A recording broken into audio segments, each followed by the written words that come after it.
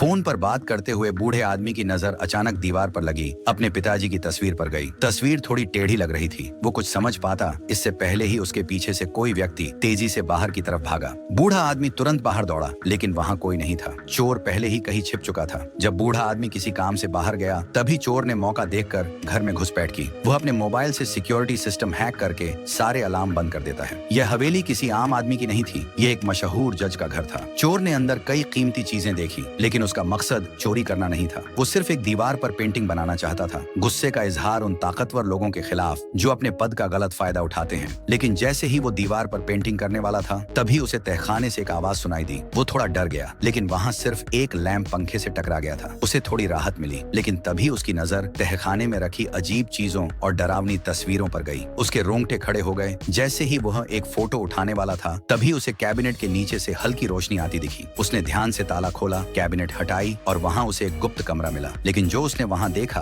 वो सोच से परे था। जैक की सांसें थम गईं। वो भाग जाना चाहता था, लेकिन तभी जज वापस आ गया। जज को कुछ शक हुआ, इसलिए वो तहखाने में गया। वहाँ कुछ खास नहीं दिखा, बस लैंप गिरा हुआ था। उसने राहत की सांस ली और वापस ऊपर चला गया। लेकिन जैसे ही उसने देखा कि अपने पिता की तस्वीर टेढ़ी है, उसे कुछ गड़बड़ का एहसास हुआ। जैक को लगा अब खतरा और भी बढ़ गया है। वो भागकर बगीचे में जाकर छिप गया। जैक जानता था कि अब भाग जाना आसान था, लेकिन उस तहखाने में बंद उस आदमी की सच्चाई सामने लाना जरूरी था। इसलिए उसने पुलिस को फोन किया। अगली सुबह 2 पुलिसकर्मी आए। उन्होंने कहा कि वे सारे कमरे चेक करेंगे, लेकिन जैसे ही वे तहखाने की तरफ बढ़े, जज ने उनका रास्ता रोका। उसने अपने प्रभावशाली दोस्त पुलिस प्रमुख का नाम लेकर पुलिस को डरा दिया। मैं जज हूँ, मेरा मजाक उड़ाया जा रहा है, उसने गुस्से में कहा। पुलिसकर्मी डर गए। उन्होंने बाहर से ही तहखाना देखा, दरवाजा बंद किया और जाने लगे। बाहर खड़ा जैक सब देख रहा था। पुलिस के बाहर आते ही उसकी उम्मीदें टूट गईं। उसे लगा कि कुछ हासिल नहीं हुआ। वो गुस्से से कांप रहा था, न सिर्फ अपने लिए बल्कि उस बंद आदमी के लिए भी।